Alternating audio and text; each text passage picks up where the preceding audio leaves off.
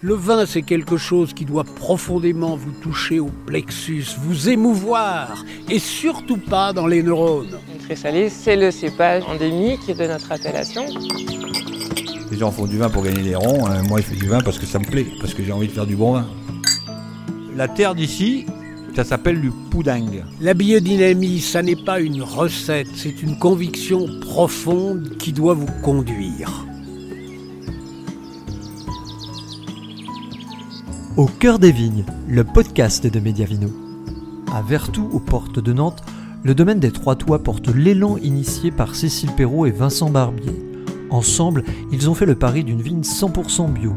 Un projet qui se poursuit avec une même ambition, associer agroforesterie, cépages résistants et agriculture régénérative afin de faire cohabiter arbres, vignes et biodiversité. Domaine des Trois Toits, Vincent Barbier, un laboratoire pour le muscadet.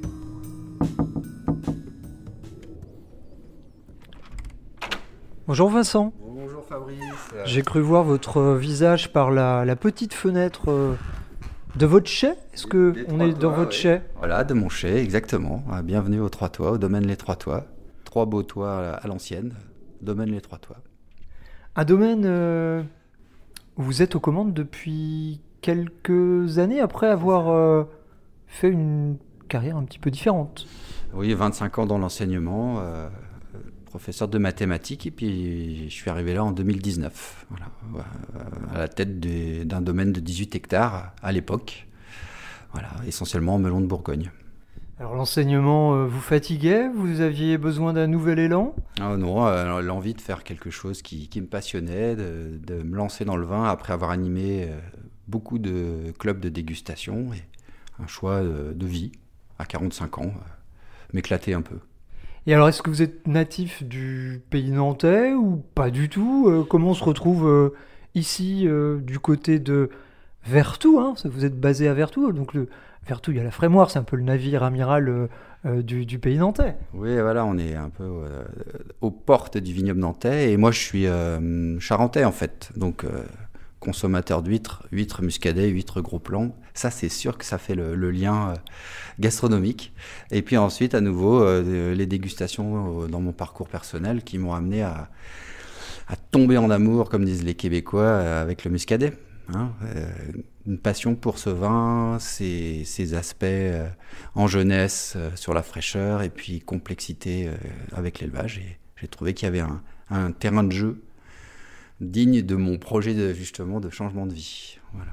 Alors, entre le moment où vous êtes dégustateur, vous animez ou participez à des clubs de dégustation, et le moment où vous décidez de vous installer, combien de temps entre les deux ? 2 ans, on va dire. 2017, j'obtiens mon BTS viticulture œnologie, après avoir travaillé 1 an dans un domaine en Angleterre.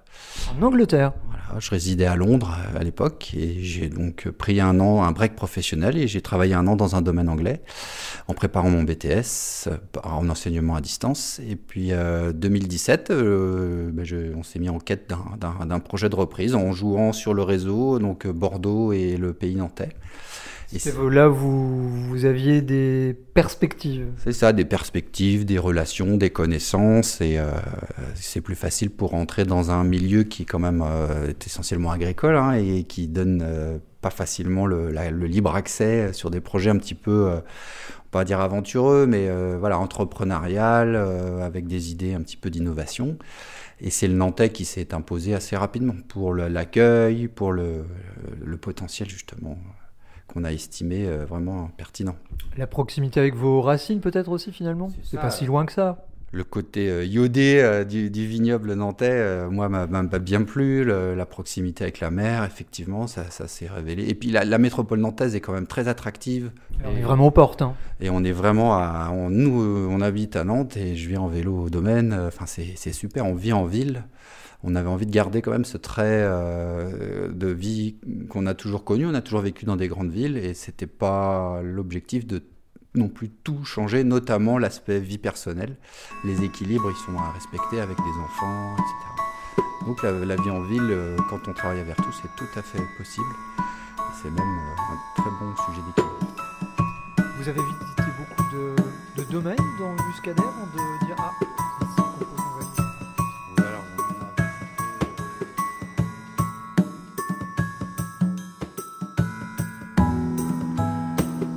C'était un reportage de Fabrice Tessier, journaliste vin, mixage Nolwenn Moquet. Ce podcast vous est proposé gratuitement par Mediavino. Si vous souhaitez découvrir nos prochains reportages en exclusivité et en intégralité, abonnez-vous sur mediavino.info. Vous recevrez chaque lundi à midi un nouveau podcast ainsi qu'une vidéo, une interview et un édito. Mediavino, voyage au cœur des vignobles pépites.